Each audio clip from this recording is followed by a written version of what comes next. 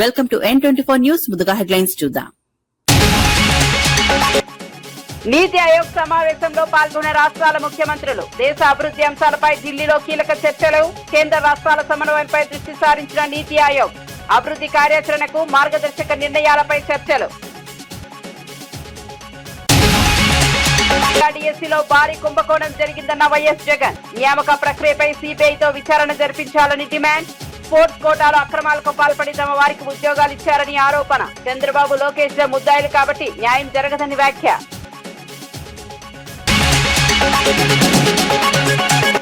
రాష్ట్రంలో శాంతి భద్రతలు పూర్తిగా క్షీణించాయన్న హరీష్ రావు. మహిళలు, చిన్నారుల భద్రతపై ప్రభుత్వం విఫలమైందన్న విమర్శ.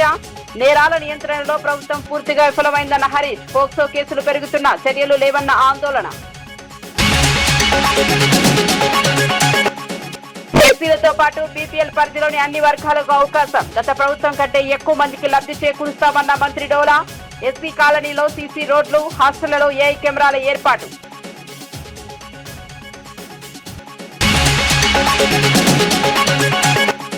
రాజకీయ లబ్ధి కోసం ఎస్ఐఆర్ అంశాన్ని ఇతర పార్టీలు రాద్ధాంతం చేస్తున్నాయన్న రామచంద్రరావు. ఓటర్లు తమ నియోజకవర్గాల్లోనే ఓటు వేసేలా చూడటమే దీని లక్ష్యమని వెల్లడి. తెలంగాణలో బీజేపీ ఒక బలమైన ప్రత్యామ్నాయ శక్తిగా ఎదుగుతోందని వ్యాఖ్యలు. ఇక వార్త వివరాల్లోకి వెళ్తే, దేశ అభివృద్ధి, రాష్ట్రాల పురోగతికి సంబంధించిన కీలక అంశాలపై ఢిల్లీలో నీతి ఆయోగ్ సమావేశం కొనసాగుతోంది. ఈ సమావేశానికి తెలంగాణ ముఖ్యమంత్రి రేవంత్ రెడ్డి, ఆంధ్రప్రదేశ్ ముఖ్యమంత్రి చంద్రబాబు నాయుడు, తమిళనాడు సీఎం విజయ్ సహా పలు రాష్ట్రాల ముఖ్యమంత్రులు హాజరయ్యారు. కేంద్ర ప్రభుత్వం చేపడుతున్న అభివృద్ధి కార్యక్రమాలు, రాష్ట్రాలకు సంబంధించిన ప్రాధాన్య అంశాలపై చర్చలు జరిగాయి. మౌలిక వసతులు, పెట్టుబడులు, ఉపాధి అవకాశాలు, సంక్షేమ పథకాలు వంటి అంశాలు సమావేశంలో ప్రస్తావనకు వచ్చినట్లు సమాచారం. రాష్ట్రాల అభివృద్ధి కోసం కేంద్ర రాష్ట్రాల సమన్వయం అవసరమని పలువురు నేతలు అభిప్రాయపడ్డారు. ఈ సమావేశం ద్వారా భవిష్యత్ అభివృద్ధి కార్యాచరణకు మార్గదర్శక నిర్ణయాలు వెలువడే అవకాశం ఉంది.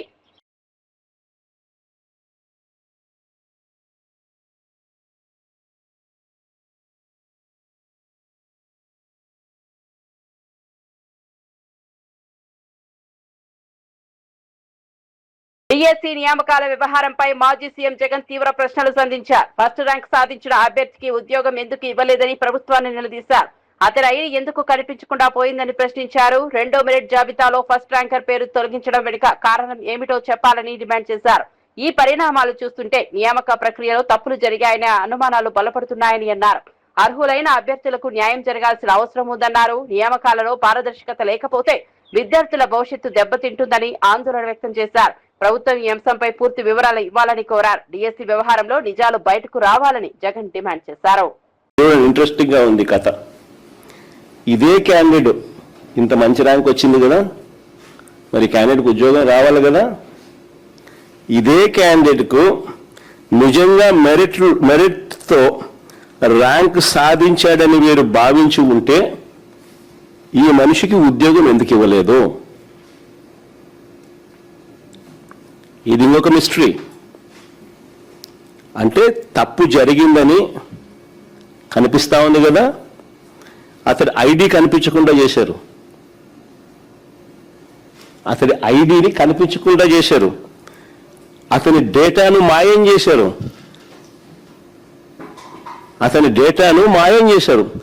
సెకండ్ మెరిట్ లిస్ట్ కూడా ఒకసారి చూపించుమా. మెరిట్ లిస్ట్లో మార్పులు ఆయన పేరు లేదు. మెరిట్ లిస్ట్లో మార్పులు ఇష్టానుసారంగా ఆయన పేరు లేదు.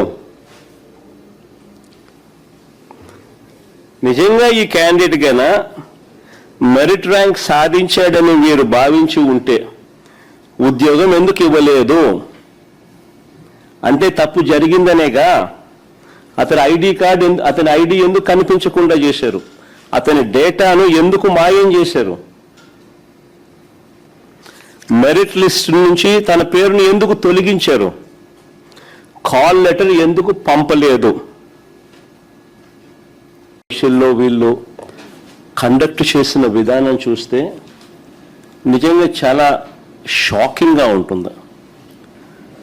అసలు అలార్మింగ్ లెవెల్స్లోకి షాక్ అనేది పోతుంది. లక్షల మంది క్యాండిడేట్లు పెట్టుకున్న నమ్మకాన్ని చంద్రబాబు నాయుడు గారు వమ్ము చేస్తూ, స్కాములు చేస్తూ ప్రతిభావంతుల జీవితాలను దారుణంగా దెబ్బతీసిన పరిస్థితులు ఈరోజు రాష్ట్రంలో చూస్తా ఉన్నాం. ఇంత ఘోరంగా రిక్రూట్మెంట్ జరగడం అన్నది బహుశా ఆంధ్ర చరిత్రలో బహుశా ఎప్పుడైనా జరిగిందో లేదో నాకైతే తెలియదు. కానీ సాక్షాత్తు చంద్రబాబు నాయుడు గారు కొడుకు, ఆయన సుపుత్రుడు లోకేష్ విద్యాశాఖ మంత్రిగా ఉంటూ ఇద్దరు కలిసి ఇంతటి దారుణంగా చేశారు అన్న విషయాలు ఆంధ్ర రాష్ట్రంలో చోటు చేసుకున్నాయి. కేంద్ర సహాయ మంత్రి బండి సంజయ్ ఆసక్తికర వ్యాఖ్యలు చేశారు. తనకు ప్రధాని నరేంద్ర మోదీ స్ఫూర్తి అని పేర్కొన్నారు. గత 20 సంవత్సరాలుగా తనకు జ్వరం కూడా రాలేదని చెప్పారు. అయితే ఇటీవల హైదరాబాద్ లో పాలు తాగిన తర్వాత జ్వరం వచ్చి 3 రోజుల పాటు మంచానికే పరిమితమయ్యానని తెలిపారు.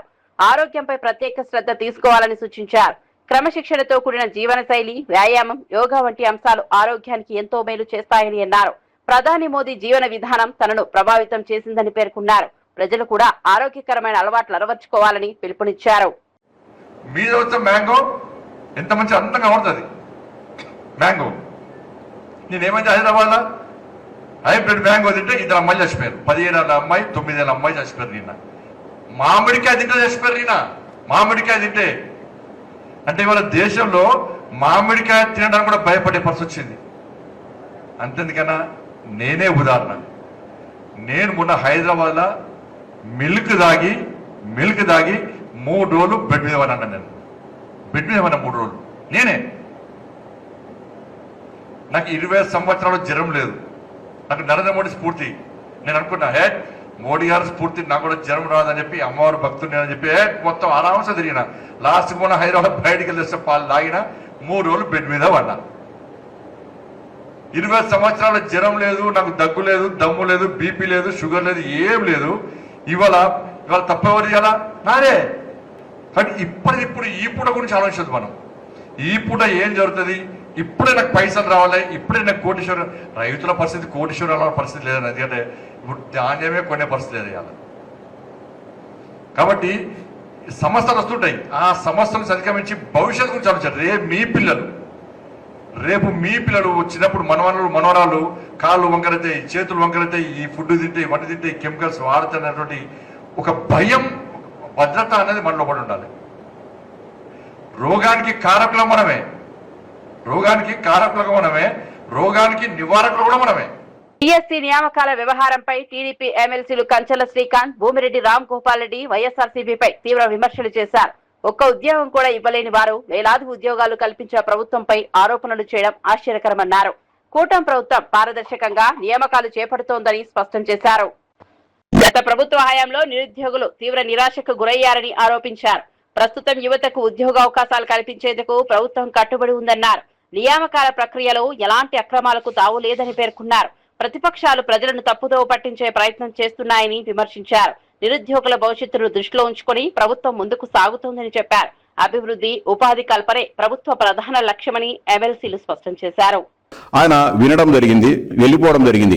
ఇప్పుడు యాదయ్యను గత వారం రోజుల నుంచి తాడేపల్లిలోనే జగన్మోహన్ రెడ్డి గారి ఇంట్లోనే అతను పెట్టుకొని అతను ఏమైనా వెళ్ళిపోతాడేమో ఏమో అతను బంధించి, ఒక విధంగా నిర్బంధించి ఈరోజు ఆయన్ను పక్కన పెట్టుకోవడం జరిగింది.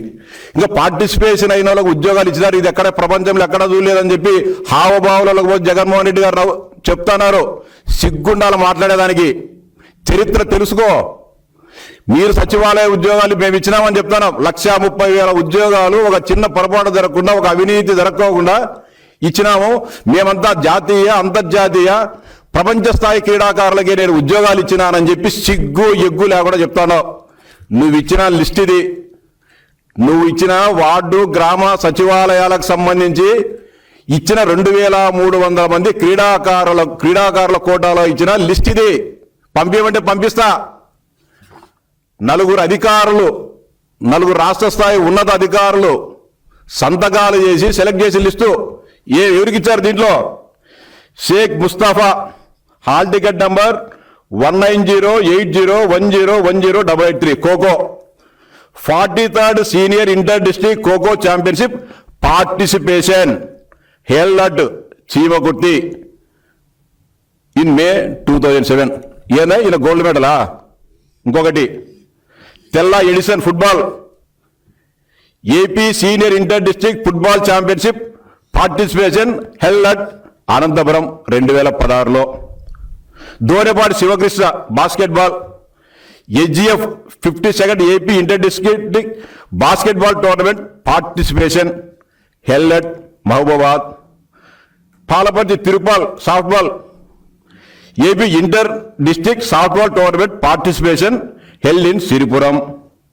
బిల్లా చెన్న Venkateswara Naidu kho kho AP inter district kho kho tournament participation held at Nellore.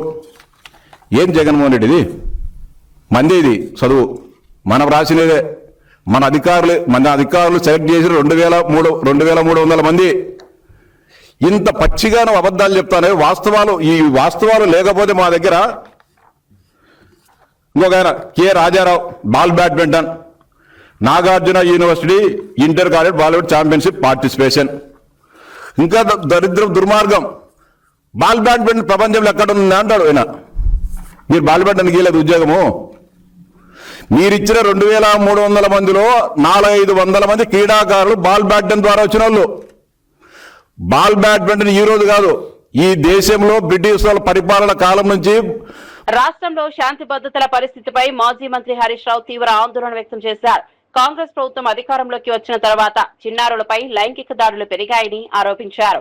2024లో 2,200 మంది చిన్నారులు, 2025లో 2,400 మంది చిన్నారులు అఘాయిత్యాలకు గురయ్యారని పేర్కొన్నారు. ప్రభుత్వం సరైన చర్యలు తీసుకుంటే నేరాలు తగ్గాలి కానీ పెరగకూడదన్నారు. మహిళా భద్రతపై ప్రభుత్వం తగిన శ్రద్ధ చూపడం లేదని విమర్శించారు. దొంగతనాలు, హత్యలు, పోక్సో కేసులు పెరుగుతున్నా ప్రభుత్వం స్పందించడం లేదన్నారు. మహిళల రక్షణకు ప్రత్యేక చర్యలు అవసరమని సూచించారు. నేరాల నియంత్రణలో ప్రభుత్వం విఫలమైందని హరీష్ రావు ఆరోపించారు. ప్రతిరోజు ఈ రాష్ట్రంలో 5-6 చోట్ల చిన్న పిల్లల మీద లైంగిక దాడులు జరుగుతా ఉన్నాయి. ప్రభుత్వం ఏం చేస్తా ఉంది అని నేను అడుగుతా ఉన్నా. ఈరోజు ముఖ్యంగా ఈ రాష్ట్రంలో కాంగ్రెస్ ప్రభుత్వం వచ్చిన తర్వాత ఈ చిన్న పిల్లల మీద లైంగిక దాడులు విపరీతంగా పెరిగిపోయినాయి. 2024 సంవత్సరంలో 2,200 మంది చిన్నపిల్లల మీద పోక్సో కేసులు నమోదైనవి, లైంగిక దాడులు జరిగినాయి. 2025 సంవత్సరంలో ప్రభుత్వం కనీసం చర్యలు తీసుకుంటే తగ్గలే. 2025లో 2,400 మంది చిన్నపిల్లల మీద అత్యాచారాలు జరిగినాయి. అంటే ఈ ప్రభుత్వం అసలు పట్టించుకోవడం లేదు. ప్రతి సంవత్సరం పోక్సో కేసులు పెరుగుతా ఉన్నాయి. ఇది నేను చెప్తున్న లెక్క కాదు, అఫీషియల్ డాటా. ఎన్సీఆర్బి డాటా ప్రకారంగానే తెలంగాణ రాష్ట్రంలో రోజు రోజుకు చిన్నపిల్లల మీద అత్యాచారాలు పెరుగుతా ఉన్నాయి. సంవత్సరానికి కేసులు పెరుగుతా ఉన్నాయి. అంటే ఈ ప్రభుత్వం పట్టించుకోవడం లేదు. ఆనాడు కేసీఆర్ గారు ప్రత్యేకంగా మహిళల కోసం ఒక అడిషనల్ డీజీ ర్యాంకులో ఉమెన్ వింగ్ ను పెట్టి, షీ టీమ్స్ ను పెట్టి అనేక చర్యలు తీసుకున్నారు. ప్రతి జిల్లాలో కూడా భద్రతా టీమ్స్ పెట్టారు. కానీ ఈ ప్రభుత్వం దాన్ని నిర్లక్ష్యం చేసింది. ఇవాళ ఉమెన్స్ వింగ్ కు అడిషనల్ డీజీగా ఉన్న వ్యక్తికే సిఐడి ఇన్ఛార్జ్ ఇచ్చారు, ఏసీబీ ఇన్ఛార్జ్ ఇచ్చారు. ఇంకా వారు మహిళల గురించి, చిన్నపిల్లల గురించి ఆలోచించాలా? ఏసీబీ పనిచేయాలా, సిఐడి పనిచేయాలా? ఒక అధికారికి మూడు ప్రధానమైనటువంటి కీలకమైన బాధ్యతలు పెట్టడం వల్ల ఎక్కడో ఫోకస్ మిస్ అవుతా ఉంది. రోజు రోజుకు కేసులు పెరుగుతున్నటువంటి పరిస్థితి ఉన్నది. ఇవాళ ఈ రాష్ట్రంలో పరిస్థితి లా అండ్ ఆర్డర్ పూర్తిగా కుప్పకూలిపోయింది. కరీంనగర్ లో మనం చూసాం, పట్టపగలు బంగారం దుకాణం మీద పడి దొంగలు బంగారాన్ని దోసుకపోతే ఇప్పటి వరకు రికవరీ అయిన పరిస్థితి లేదు.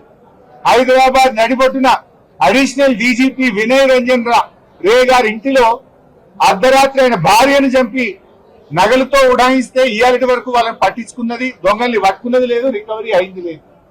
అంటే ఈ ప్రభుత్వం హైదరాబాద్ నడిబొడ్డున జరిగినా దిక్కు లేదు, కరీంనగర్ కలెక్టర్ ఆఫీస్ ముంగట దాడులు జరిగినా దిక్కు లేదు. నిన్న ఖమ్మంలో కూడా సెల్ ఫోన్ దుకాణంలో ముసుగులు వేసుకొని వచ్చిన అంతర్రాష్ట్ర దొంగలు దుకాణం మీద లూటీ చేసి సెల్ ఫోన్లను ఎత్తకపోతే ఇయాలటి వరకు పట్టుకునే పరిస్థితి లేదు. విశాఖ ఉక్కు కర్మాగారం అంశంపై స్వచ్ఛంద్ర కార్పొరేషన్ చైర్మన్ కొమ్మారెడ్డి పట్టాభిరామ్ తీవ్ర వ్యాఖ్యలు చేశారు. విశాఖ ఉక్కు పరిరక్షణ కోసం జగన్ ప్రభుత్వం ఎలాంటి చర్యలు తీసుకోలేదని ఆరోపించారు. అధికారంలో ఉన్న సమయంలో కర్మాగారం సమస్యల పరిష్కారానికి తగిన కృషి చేయలేదన్నారు. ఇప్పుడు రాజకీయ ప్రయోజనాల కోసం మాత్రమే వ్యాఖ్యలు చేస్తున్నారని విమర్శించారు. కూటమి ప్రభుత్వం మాత్రం స్టీల్ ప్లాంట్ పరిరక్షణకు కట్టుబడి ఉందన్నారు. కార్మికుల సంక్షేమం, పరిశ్రమ భవిష్యత్తు కోసం అవసరమైన చర్యలు చేపడుతున్నామని తెలిపారు. కేంద్రంతో సమన్వయం చేస్తూ సమస్యల పరిష్కారానికి కృషి జరుగుతోందన్నారు. ప్రజలను తప్పుదోవ పట్టించే ప్రచారాలను నమ్మవద్దని సూచించారు. విశాఖ ఉక్కు ఆంధ్రుల హక్కు అని దాని పరిరక్షణ కోసం ప్రభుత్వం పనిచేస్తోందని స్పష్టం చేశారు. రక్షణ అందించడమే కాకుండా మిగతావన్నీ కూడా 90 రోజుల్లో పూర్తి చేస్తామని నారా లోకేష్ గారు హామీ ఇవ్వటం కూడా జరిగింది. ఆ రకంగా జరిగినటువంటి ఒక దురదృష్టకర సంఘటన, దాని తర్వాత ప్రభుత్వం చేపట్టినటువంటి చర్యలు, ఇవన్నీ ఒక పక్కన ఈ విధంగా ఉండగా, మరి గొడ్డల పార్టీ అధ్యక్షుడు జగన్ రెడ్డి కూడా కొంచెం ఎక్కువ వస్తుంది చూడమ్మా. గొడ్డల పార్టీ అధ్యక్షుడు జగన్ రెడ్డి కూడా విశాఖపట్నం వెళ్ళటం జరిగింది. వెళ్ళి మామూలుగానే పచ్చి అబద్ధాలు మాట్లాడటం, అనవసరమైనటువంటి రాజకీయ ప్రేలాపనలకి పాల్పడటం, ఇవన్నీ కూడా మామూలుగానే చేయటం జరిగింది. విశాఖ స్టీల్ ప్లాంట్ని కాపాడటానికి జగన్మోహన్ రెడ్డి ముఖ్యమంత్రిగా ఉన్నటువంటి సమయంలో చేసినటువంటి ప్రయత్నం శూన్యం, సున్నా. ఏ రకంగా కూడా వైజాగ్ స్టీల్ ప్లాంట్ని కాపాడేటటువంటి ప్రయత్నం చేయనటువంటి ఒక వ్యక్తి అనేక సమస్యలను ఆయన దృష్టికి తీసుకువెళ్ళినప్పటికీ దాన్ని రక్షించడానికి, కార్మికుల శ్రేయస్సు కోసం ఏమాత్రం కూడా ప్రయత్నం చేయనటువంటి వ్యక్తి నిన్న విశాఖపట్నం వెళ్ళి ముసలి కన్నీరు గారుస్తున్నాడు. నేనేదో అది చేశా ఇది చేశా అని పచ్చి అబద్ధాలు. నిస్సిగ్గుగా జగన్మోహన్ రెడ్డి మైక్ ముందుకు వచ్చాడంటే నోట్లో నుంచి వచ్చినటువంటి ప్రతి మాట అబద్ధమే కదా. నిన్న కూడా మళ్ళీ ఒకసారి అదే రుజువైంది. నిన్న ఈ గొడ్డలి పార్టీ అధ్యక్షుడు మీడియాతో మాట్లాడుతూ ఆయన ప్రధానంగా ఆయన చెప్పినటువంటి ఎస్ఐఆర్ ప్రక్రియపై వస్తున్న విమర్శలకు బీజేపీ తెలంగాణ రాష్ట్ర అధ్యక్షుడు రామచంద్రరావు గట్టిగా స్పందించారు. అర్హత లేని ఓటర్లను తొలగించి పారదర్శకత ఓటింగ్ వ్యవస్థను తీసుకురావడమే ఎస్ఐఆర్ ప్రధాన లక్ష్యమని స్పష్టం చేశారు. సిద్దిపేట జిల్లాలో నిర్వహించిన శిక్షణ కార్యక్రమంలో ఆయన మాట్లాడారు. ఎన్నికల వ్యవస్థపై ప్రజల విశ్వాసం మరింత పెరగాలంటే ఓటరు జాబితాలు ఖచ్చితంగా ఉండాలని పేర్కొన్నారు. ప్రతిపక్షాలు అనవసర అపోహలు సృష్టిస్తున్నాయని విమర్శించారు. తెలంగాణలో బీజేపీ బలమైన ప్రత్యామ్నాయ రాజకీయ శక్తిగా ఎదుగుతోందని అన్నారు. ప్రజా సమస్యలపై నిరంతరం పోరాటం కొనసాగిస్తామని తెలిపారు. ఎన్నికల ప్రక్రియను మరింత పారదర్శకంగా మార్చేందుకు అవసరమైన అన్ని చర్యలకు మద్దతు ఇస్తామని రామచంద్రరావు స్పష్టం చేశారు. ఎలక్షన్ కమిషన్ ఆఫ్ ఇండియా కానీ కేంద్ర ప్రభుత్వంకి ఏం పని ఉంటుందండి? గవర్నమెంట్ మీది, మీరు లిస్టు తయారు చేయాలి. మీరు ఓడిపోతే ఈరోజు బీజేపీ ప్రభుత్వాన్ని అంటా ఉన్నారు. ఇక్కడ కూడా రేవంత్ రెడ్డి గారు వారు ఆలోచించారు. కర్ణాటకలో కూడా ఎస్ఐఆర్ జరుగుతుంది, ఇప్పుడు ఇక్కడ కూడా జరుగుతుంది. మీ ఈ రెండు ప్రాంతాల్లో కూడా మీవే కదా అధికారం. కేరళలో ఎస్ఐఆర్ అయిపోయింది, అక్కడ కాంగ్రెస్ పార్టీ గెలిచింది. మరి దానికి ఏమంటారండి వీళ్ళు? మీరు గెలిస్తేనో ఎస్ఐఆర్ బాగా జరిగినట్టు, మీరు కానీ మీ ఇండియా అలయన్స్ కానీ ఓడిపోతే ఎస్ఐఆర్ సరిగ్గా జరగలేనట్టు, దానివల్లనే ఓడిపోయినాం. తమిళనాడులో ఎస్ఐఆర్ జరిగింది, అక్కడ కూడా చాలా డూప్లికేట్ ఓట్లు తీసేశారు, చనిపోయిన ఓట్లు తీసేశారు. మరి అక్కడ కూడా ఈరోజు ఫలితాలు వేరే విధంగా వచ్చినాయి. బీజేపీకి ఏం అనుకూలంగా రాలే కదా అక్కడ. కాబట్టే మేము గెలుస్తేనో ఈవీఎంల వల్ల గెలిచారంటారు, మేము గెలుస్తేనో లేక మేము ఓడిపోతేనో ఎస్ఐఆర్ వల్ల ఓడిపోయినాం, బీజేపీ ఎస్ఐఆర్ వల్ల గెలిచిందంటారు. నేను రేవంత్ రెడ్డి గారిని, కేరళలో మీరు గెలిచారు, దానికి ఏమంటారు మీరు? ఈవీఎంలు పనికిరావు, అప్పుడు ఈవీఎంలు మంచి పని చేసినట్ట. హిమాచల్ ప్రదేశ్లో మీరు గెలిచారు, అప్పుడు ఈవీఎంలు మంచి పని చేసినట్ట. కర్ణాటకలో మీరు గెలిచారు, ఈవీఎంలు పని చేసినట్ట. ఓడిపోతే ఈవీఎంల మీద, ఓడిపోతే ఎస్ఐల మీద పడి ఏడితే ఏడుపు వీళ్ళకు. ఒక బాధ్యత రహితమైనటువంటి యొక్క ప్రవర్తన ఈరోజు కాంగ్రెస్ పార్టీ ఉన్నది. ప్రధాన ప్రతిపక్షం దేశంలో ఈ విధమైనటువంటి ఒక వైఖరితో ఉంటే ఇది ప్రజాస్వామ్యం మంచిది కాదు. ఎస్ఐఆర్ జరుగుతున్నటువంటి నేపథ్యం 20వ తారీఖున నేను తెలంగాణ ప్రజలను కోరుతా ఉన్నాను, మీరు ఎక్కడ ఉన్నారో అక్కడే ఓటు వేయించుకోండి. రేవంత్ రెడ్డి గారు బలవంతంగా ఏంటంటే ఇక్కడ ఉన్న వాళ్ళని చాలామందిని పంపించే ప్రయత్నం చేస్తున్నారు. మీకు ఇక్కడ ఓటు మీరు వేసుకుంటే అక్కడ ఓటు వేయకపోతే అక్కడ మీ ఆస్తులు పోతాయి అంటున్నారు. ఇది తప్పు. ఓటుకు లబ్ధిదారులకి మీ ఆస్తులకు సంబంధం లేదు. ఇక్కడ ఉన్న ఓటర్కి కూడా హైదరాబాద్లో వచ్చే లబ్ధి ఏదైనా ఉంటే హైదరాబాద్ వస్తుంది ఆయనకు. ఎందుకంటే అది లబ్ధి అన్నీ కూడా, బెనిఫిషరీ అన్నీ కూడా ఆధార్ కార్డుతోని ముడిపడి ఉంది, ఓటర్ లిస్టుతో ముడిపడలే. ఓటర్ లిస్టుతో ముడిపడలేదనే విషయాన్ని మనం గుర్తుపెట్టుకోవాలి. ఓటర్ లిస్టు తయారీ ఏదైతే విధానం ఉంటుందో అది స్టేట్లో ఉన్నటువంటి ఒక సిబ్బంది, ఎలక్షన్ కమిషన్ సిబ్బంది దాన్ని తయారు చేస్తారు. ఆ తయారీ చేసేటటువంటి ప్రభుత్వం వాళ్ళదైతే వీళ్ళ ఏడుపంతా కూడా బీజేపీ ప్రభుత్వం మీదనో ఎలక్షన్ కమిషన్ ఎందుకు ఉంటుంది? ఎలక్షన్ కమిషన్ ఆఫ్ ఇండియా సంవిధానికమైనటువంటి ఒక రాజ్యాంగబద్ధమైనటువంటి ఒక సంస్థ. వాళ్ళ ప్రక్రియలో పాల్గొంటారు. విదేశీ విద్యను అభ్యసించాలనుకునే పేద విద్యార్థులకు ప్రభుత్వం శుభవార్త చెప్పింది. ఈ ఏడాది నుంచే విదేశీ విద్యా పథకాన్ని అమలు చేయనున్నట్లు మంత్రి డోలాశ్రీ బాల వీరాంజనేయ స్వామి ప్రకటించారు. ఈ పథకం కేవలం ఎస్సీ విద్యార్థులకే కాకుండా బీపీఎల్ కేటగిరీలోని అన్ని వర్గాల వారికి వర్తించేలా రూపకల్పన చేస్తున్నామని తెలిపారు. విద్య ద్వారా సామాజిక అభివృద్ధి సాధించాలన్నదే ప్రభుత్వ లక్ష్యమన్నారు. విదేశీ విద్యానిధి పథకము గతంలో పేరు మార్చుకోవటం ఇవన్నీ జరిగినాయి. దాని విషయంలో ప్రభుత్వం అర్హత ఉన్నటువంటి అన్ని, not only SC ST, below poverty లేనటువంటి అన్ని వర్గాల ప్రజలకి ఉపయుక్తంగా ఉండే ఒక పాలసీని చేయమని చెప్పారు. అధికారులు ఆ ప్రాసెస్ లో ఉన్నారండి. దానివల్ల కొంచెం గ్యాప్ వచ్చింది. ఈ సంవత్సరం అది తీసుకొచ్చే విధంగా ఉన్నాం. అంటే ఒక ఈ రెండు కుల సామాజిక వర్గాలే కాకుండా బెనిఫిషరీ అంటే బీపీఎల్ ఫ్యామిలీలో ఎలిజిబిలిటీ ఉన్నటువంటి వాళ్ళందరూ ఎక్కువ మందికి ఈ ప్రోగ్రామ్ విస్తరించే విధంగా మేము ఒక ప్రణాళిక తీసుకొస్తున్నాం అండి. పార్వతీపురం మన్యం జిల్లాలోని తోటపల్లి జలాశయం వద్ద నిర్వహించిన యోగాంధ్ర కార్యక్రమంలో మంత్రి సంధ్యారాణి పాల్గొన్నారు. యోగా ప్రతి ఒక్కరి దైనందిన జీవితంలో భాగం కావాలని పిలుపునిచ్చారు. ఆరోగ్యకరమైన జీవన శైలికి యోగా ఎంతో ఉపయోగకరమని తెలిపారు. ఎమ్మెల్యే తోయిక జగదీశ్వరి, కలెక్టర్ ప్రభాకర్ రెడ్డి సహా పలువురు అధికారులు కార్యక్రమంలో పాల్గొన్నారు. స్థానిక ప్రజలతో కలిసి మంత్రి వివిధ యోగా ఆసనాలు చేశారు. శారీరక, మానసిక ఆరోగ్యానికి యోగా దోహదపడుతుందని పేర్కొన్నారు. యువత నుంచి వృద్ధుల వరకు అందరూ యోగా అలవాటు చేసుకోవాలని సూచించారు.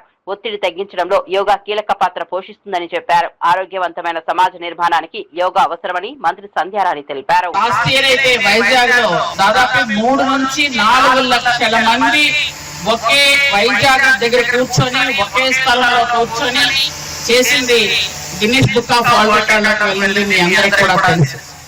అల్లూరు సీతారామరాజు జిల్లాలో ఉన్నటువంటి మన గిరిజన విద్యార్థులు 108 యోగాసనాలు 108 నిమిషాలలో పూర్తి చేసి Guinness book of world record కూడా వెళ్ళారు.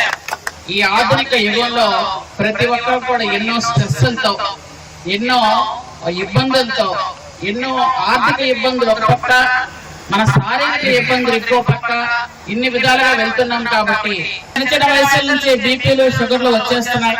కాబట్టి అవి తగ్గించాలి అంటే, మన రాబోయే తరానికి కూడా బీపీలు, షుగర్లు రాకుండా ఉండాలి అంటే ఖచ్చితంగా మన అందరం ఎర్లీ మార్నింగ్ యోగా ఖచ్చితంగా చేయాలి. ఖమ్మంలో బాలికపై జరిగిన దారుణ ఘటనపై మాజీ మంత్రి సునీత లక్ష్మారెడ్డి తీవ్ర ఆవేదన వ్యక్తం చేశారు. 12 ఏళ్ల బాలికపై తండ్రి వయసున్న వ్యక్తి అఘాయిత్యానికి పాల్పడడం అత్యంత దురదృష్టకరమన్నారు. బాలిక తీవ్ర భయాందోళనకు గురై పురుష వైద్యులను కూడా దగ్గరకు రానివ్వడం లేదని పేర్కొన్నారు. ఇలాంటి ఘటనలు సమాజాన్ని కలిచివేస్తున్నాయని ఆవేదన వ్యక్తం చేస్తున్నారు. మహిళా మంత్రులు ఎందుకు స్పందించడం లేదని ప్రశ్నించారు. ప్రభుత్వం వెంటనే స్పందించి బాధితురాలికి న్యాయం చేయాలని డిమాండ్ చేశారు. ఈ కేసు విచారణ కోసం ఫాస్ట్ ట్రాక్ కోర్టు ఏర్పాటు చేయాలని కోరారు. నిందితులకు కఠిన శిక్షలు విధించాలని డిమాండ్ చేశారు. మహిళలు, చిన్నారుల భద్రతకు ప్రభుత్వం ప్రత్యేక చర్యలు తీసుకోవాలని సునీత లక్ష్మారెడ్డి సూచించారు. నిజంగా కూడా చాలా చాలా బాధాకరమైనటువంటి ఇన్సిడెంట్, విషాదమైనటువంటి ఇన్సిడెంట్. మానవతా విలువల్ని మర్చి ఒక 12 ఏళ్ల అమ్మాయి పైన, కూతురి వయసు, మనవరాల వయసులో ఉన్నటువంటి అమ్మాయి పైన అత్యాచారం చేయడం, ఆడుకుంటున్నటువంటి అమ్మాయిని పిలిచి అత్యాచారం చేసి ఎక్కడ మళ్ళీ తను బయటకు చెప్తుందో అని చెప్పేసి ఆలోచనతో ఎత్తుకొని కింద పడేసినటువంటి ఇన్సిడెంట్ ఏదైతే ఉందో కూడా నిజం కూడా సభ్య సమాజం అందరూ కూడా మరి ఈ రోజు దానిపైన సంఘీభావం తెలుపుతుంటే ఈ రోజు మరి ప్రభుత్వానికి మాత్రం కనీసం చలనం లేకుండా పోయింది. ఆ అమ్మాయి ఫస్ట్ హాస్పిటల్ కి పోయి ట్రీట్మెంట్ చేసుకున్న తర్వాత వాళ్ళ తల్లిదండ్రులకు చెప్పడానికి భయపడి మేనమామను పంపిస్తే మేనమామతో ఈ సంఘటన చెప్పి బాధపడుతున్నటువంటి పరిస్థితి. ఈ రోజు ఇక్కడ డాక్టర్స్ తో మాట్లాడినప్పుడు కూడా వాళ్ళు ఏం చెప్తా ఉన్నారంటే మగ వాళ్ళు ఎవరైనా హెచ్ఓడీస్ గాని లేదంటే ఆర్ఎంఓస్ గాని డాక్టర్స్ గాని వస్తే ఆ అమ్మాయి భయభ్రాంతులకు గురవుతుంది. అంటే అంత ఘోరంగా అమ్మాయిని చిన్న అమ్మాయిని మరి చిత్రహింసలు పెట్టినటువంటి ఘటన మనం ఇప్పుడు చూడడం జరుగుతోంది. మరి ప్రభుత్వం ఎందుకు స్పందిస్తలేదని చెప్పేసి నేను అడుగుతా ఉన్నాను. ఈ రోజు కాంగ్రెస్ పార్టీ హయాంలో మరి మహిళలకు రక్షణ కరువైపోయింది. ఇప్పుడు చూస్తా ఉంటే ఈ ఘటనతో మరి ఆడపిల్లల పైన కూడా మరి ప్రభుత్వం పట్టించుకున్నటువంటి పరిస్థితి కనిపించినట్టు అనిపిస్తలేదు. ఖమ్మం జిల్లాకు సంబంధించి 3 మంత్రులు ఉంటే ఒక్కరు కూడా స్పందిస్తలే. ఆ పక్కనే ఉన్నటువంటి వరంగల్ గాని సంబంధించినటువంటి 2 మహిళా మంత్రులు కూడా కనీసం వచ్చి చూసి వారికి ఏం కావాలి అనేది కూడా అడిగేటువంటి పరిస్థితి లేదు. మరి ఇక్కడ పరిస్థితి చూస్తానంటే అమ్మాయి దాదాపు ఇంకా స్పైన్ దెబ్బతిని నడిచేటువంటి పరిస్థితి లేకుండా ఉన్నట్టుగా కనిపిస్తా ఉంది. ప్రభుత్వం నిర్లక్ష్యం వహిస్తా ఉంది. ఇప్పటికి కూడా ట్రీట్మెంట్ కి సంబంధించి కూడా చర్యలు తీసుకోవట్లేదు. ఎవరైతే దీనికి కారకుడైనటువంటి వారిపైన కూడా మరి సెక్షన్స్ ఇప్పుడే మనకి చెప్పడం జరిగింది ఏంటంటే పోక్సో కేసు ఫస్ట్ చేసి దాన్ని 8-1 చేసి తర్వాత మళ్ళీ అందరు ప్రశ్నిస్తున్నటువంటి సమయంలో దాన్ని 5-6 కి చేయడం జరిగింది అని చెప్పేసి చెప్పడం జరుగుతోంది. నిజంగా ఈ సంఘటన మనం అందరం కూడా ఖండించాల్సినటువంటి అవసరం ఉంది. ప్రభుత్వం కూడా ఇమీడియట్ గా స్పందించాలి. ప్రభుత్వం అసలు ఎటువంటి చర్యలు తీసుకుంటారు ఇటువంటి ఇన్సిడెంట్ జరిగినప్పుడు నామమాత్రంగా మాట్లాడుతున్నారు, మరి చేతులు దులుపుకునేటువంటి ప్రయత్నం చేస్తా ఉన్నారు. ఇటువంటి పోక్సో కేసెస్ కి సంబంధించి ఇమీడియట్ గా ఫాస్ట్ ట్రాక్ కోర్టు ఏర్పాటు చేసి దాన్ని వెంటనే విచారణ చేసి శిక్ష పడేటట్టు చేస్తేనే మళ్ళీ ఇటువంటి పునరావృతం కాకుండా ఉంటాయి. కాబట్టి వెంటనే ఈ కేసు పైన గతంలో ఒక ఇన్సిడెంట్ పట్టణంచెరులో జరిగినప్పుడు మరి గౌరవ ముఖ్యమంత్రిగా ఉన్నటువంటి కేసీఆర్ గారు ఒక ఫాస్ట్ ట్రాక్ కోర్టు వేసి ఆ ఒక మరి ఇన్సిడెంట్ ని ఛేదించి మరి బాధితులకు శిక్ష పడేటట్టుగా చేయడం జరిగింది. కాబట్టి ఇప్పుడు కూడా దీన్ని మరి ప్రభుత్వం స్పందించాలా, ఇమీడియట్ గా ఫాస్ట్ ట్రాక్ కోర్టు ఏర్పాటు చేసి విచారణ జరిపి మరి ఎవరైతే దీనికి కారణమైనటువంటి వారిని కఠినాతి కఠినంగా శిక్షిస్తేనే ఇవి మళ్ళీ తిరిగి పునరావృతం కాకుండా ఉంటుందని చెప్పేసి మేము ప్రభుత్వాన్ని డిమాండ్ చేస్తా ఉన్నాం. మధ్యప్రదేశ్ రాజ్యసభ ఎన్నికల్లో కాంగ్రెస్ అభ్యర్థి మీనాక్షి నటరాజన్ నామినేషన్ తిరస్కరణపై టీపీసీసీ వైస్ ప్రెసిడెంట్ జగదీశ్వరరావు తీవ్ర అభ్యంతరం వ్యక్తం చేశారు. ప్రజాస్వామ్యంలో స్వేచ్ఛాయుత పారదర్శకత ఎన్నికలు అత్యంత కీలకమని పేర్కొన్నారు. అలాంటి ఎన్నికలను నిర్వహించాల్సిన బాధ్యత ఎన్నికల కమిషన్ పై ఉంటుందని గుర్తు చేశారు. కేవలం ఒక ప్రైవేట్ ఫిర్యాదుకు సంబంధించిన కోర్టు నోటీసును అఫిడవిట్ లో ప్రస్తావించలేదనే కారణంతో నామినేషన్ తిరస్కరించడం ప్రజాస్వామ్య స్ఫూర్తికి విరుద్ధమన్నారు. ఈ నిర్ణయం ఎన్నికల వ్యవస్థపై అనుమానాలు పెంచేలా ఉందని వ్యాఖ్యానించారు. ప్రతిపక్షాల గొంతు నొక్కే ప్రయత్నాలు సరికాదన్నారు. ఎన్నికల ప్రక్రియలో పారదర్శకత, నిక్షిప్తపాత ధోరణి ఉండాలని డిమాండ్ చేశారు. ప్రజాస్వామ్య విలువలను పరిరక్షించాల్సిన అవసరం ఉందని జగదీశ్వరరావు పేర్కొన్నారు. ప్రజాస్వామ్య వ్యవస్థలో ఎలక్షన్స్ అనేది చాలా ముఖ్యమైనది. ప్రజాస్వామ్యాన్ని కాపాడాలంటే ప్రజలు ఎన్నుకోబడుతున్న ఎలక్షన్స్లో పారదర్శకత, ఫ్రీ అండ్ ఫెయిర్ ఎలక్షన్స్ జరగాలి. అందుకే భారతదేశ స్వాతంత్రం వచ్చిన తర్వాత రిప్రజెంటేషన్ ఆఫ్ పీపుల్ యాక్ట్ 1951 తీసుకురావడమే కాకుండా ఆర్టికల్ 324లో ప్రత్యేకమైన ఎలక్షన్ కమిషన్ కోసం పవర్స్ని చేర్చడం జరిగింది.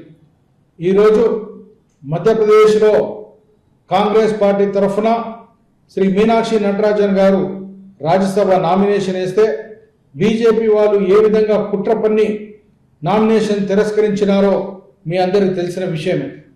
ఈరోజు మీనాక్షి నటరాజన్ గారిని ఏదో ఒక కేసులో తెలంగాణలో ఒక ప్రైవేట్ కంప్లైంట్ దాంట్లో పార్టీ చేసి కోర్టు నుండి కేవలం ఒక నోటీస్, దాంట్లో కోర్టు ఎలాంటి కాగ్నిజెన్స్ తీసుకోకుండా ఇంకా ఎస్ఆర్ స్టేజ్లోనే ఉన్న కేసుని ఇంకా ఎస్ఆర్ నెంబర్ కాలేదు, సిసి నంబర్ కాలేదు, ఎదుటి వాళ్ళు కంప్లైంట్ చేసినారు కాబట్టి వారు కేవలం నోటీస్ ఇచ్చినారు. ఆ నోటీస్ని 26 అంటే ఎలక్షన్ అఫిడవిట్లో చేర్చలేదని ఒక నెపం నెట్టి ఇవాళ రిప్రజెంటేషన్ ఆఫ్ పీపుల్స్ యాక్ట్కి రాజ్యాంగానికి విరుద్ధంగా ఇలా రిటర్నింగ్ ఆఫీసర్ వివరించి ఆ అభ్యర్థిని తిరస్కరించడం జరిగింది. ఇది చాలా దుర్మార్గమైన చర్య. ప్రజాస్వామ్యంలో ప్రజాస్వామ్యబద్ధంగా మనం ముందుకు పోవాల్సిన అవసరం ఉంది. ఆర్ఓ గారికి ఎలాంటి హక్కు లేదు తిరస్కరించడానికి. ఆ కేసులో కాన్ఫిడెన్స్ లేనప్పుడు, ఆ కేసులో శిక్ష పడనప్పుడు ఇవాళ రిప్రజెంటేషన్ ఆఫ్ పీపుల్ యాక్ట్లో సెక్షన్ 8 క్లియర్గా చెప్తుంది, శిక్ష పడ్డట్టయితే, కాగ్నిజెన్స్ ఉన్నట్టయితే, చార్జెస్ ఫ్రేమ్ అయితే అవన్నీ కూడా చేర్చాలి. కానీ ఇక్కడ మీనాక్షి నటరాజన్ గారి పైన ఇలాంటి కేసు లేదు. ఒక ఇన్ఫర్మేషన్ అడిగి ఖమ్మంలో దాడికి గురై తీవ్ర గాయాలతో నిమ్స్ ఆసుపత్రిలో చికిత్స పొందుతున్న బాలికను మంత్రి తుమ్మల నాగేశ్వరరావు పరామర్శించారు. బాధితురాల ఆరోగ్య పరిస్థితిపై వైద్యులను అడిగి తెలుసుకున్నారు. భవనంపై నుంచి తోసేయడంతో బాలిక వెన్నెముకకు తీవ్ర గాయాలయ్యాయని, శరీరంలోని పలు ఎముకలు విరిగిపోయాయని వైద్యులు వివరించారు. ఈ సందర్భంగా మంత్రి మాట్లాడుతూ బాధితురాలికి ప్రభుత్వం తరపున అత్యుత్తమ వైద్యం అందిస్తామని హామీ ఇచ్చారు. చికిత్స కోసం ఎంత ఖర్చైనా ప్రభుత్వం భరిస్తుందని స్పష్టం చేశారు. బాలిక పూర్తిగా కోలుకునేందుకు 3 నెలల వరకు సమయం పట్టే అవకాశం ఉందన్నారు. కుటుంబ సభ్యులకు ధైర్యం చెప్పారు. బాధితురాలకు అన్ని విధాలా అండగా ఉంటామని తెలిపారు. ఈ ఘటనపై ప్రభుత్వం అత్యంత సీరియస్ గా వ్యవహరిస్తోందని మంత్రి పేర్కొన్నారు. ఒక మానవ మృగం లాంటి ఒక మనిషి చేసినటువంటి దురాఘాతం, ఆయన చేసిన చర్య చాలా దుర్మార్గమైన చర్యతోటి పాటు పాపని కూడా ఈ రకంగా ఒక భవనం మీద నుంచి కింద పడేయటం మూలన అనేక రకమైన ఫ్రాక్చర్స్ జరిగినాయి. చేతులు కానీ, రిప్స్ కానీ, ఎన్నుపూస కూడా దెబ్బతిందని చెప్పి డైరెక్టర్ గారు అట్మోస్ట్ ఎంత వీలైతే అంత మంచి వైద్యాన్ని అందించడానికి ప్రయత్నం చేస్తున్నాం. ఉమెన్ వెల్ఫేర్ డిపార్ట్మెంటు వాళ్ళ పేరెంట్స్కి కూడా కావాల్సినటువంటి సౌకర్యాలతో పాటు డైరెక్టర్ గారు కూడా ఆ కుటుంబానికి ఏం కావాలి ఏంటి, వైద్యం ఎంత పెద్ద మొత్తంలో ఖర్చు అయినా కూడా ఆ పాపను రక్షించడానికి ప్రయత్నం చేస్తున్నాం. కానీ టైం తీసుకుంటుంది, ఎన్నుపూస దెబ్బతిన్నది కాబట్టి 2-3 నెలల దాకా కూడా సమయం తీసుకునే అవకాశం ఉంది. దాన్ని బట్టి వైద్యం మాత్రం ఎంత వీలైతే అంత మంచిగా డైరెక్టర్ గారు అందరినీ స్పెషలిస్టులతోటి వైద్యం జరుగుతూ ఉంది. భగవంతుడి దయ వల్ల ఆ పాప కోలుకోవాలని కోరుకుంటున్నాం. Thank you. నీతి ఆయోగ్ సమావేశంలో పాల్గొన్న రాష్ట్రాల ముఖ్యమంత్రులు దేశ అభివృద్ధి అంశాలపై ఢిల్లీలో కీలక చర్చలు. కేంద్ర రాష్ట్రాల సమన్వయంపై దృష్టి సారించిన నీతి ఆయోగ్ అభివృద్ధి కార్యాచరణకు మార్గదర్శక నిర్ణయాలపై చర్చలు. డిఎస్సీలో భారీ కుంభకోణం జరిగిందన్న వైఎస్ జగన్ నియామక ప్రక్రియపై సిబిఐతో విచారణ జరిపించాలని డిమాండ్. స్పోర్ట్స్ కోటాలో అక్రమాలకు పాల్పడి తమ వారికి ఉద్యోగాలు ఇచ్చారని ఆరోపణ. చంద్రబాబు, లోకేష్ ముద్దాయిలు కాబట్టి న్యాయం జరగదని వ్యాఖ్య.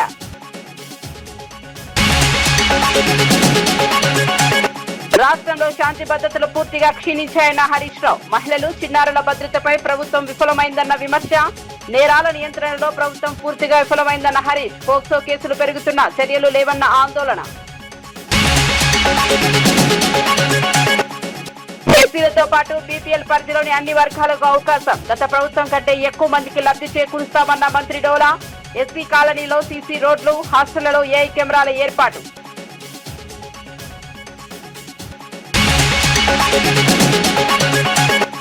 రాజకీయ లబ్ధి కోసం ఎస్ఐఆర్ అంశాన్ని ఇతర పార్టీలు రాద్ధాంతం చేస్తున్నాయన్న రామచంద్రరావు.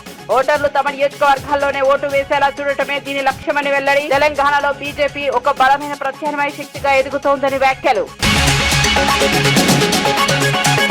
అప్డేట్స్ కోసం చూస్తూనే ఉండండి N24 న్యూస్.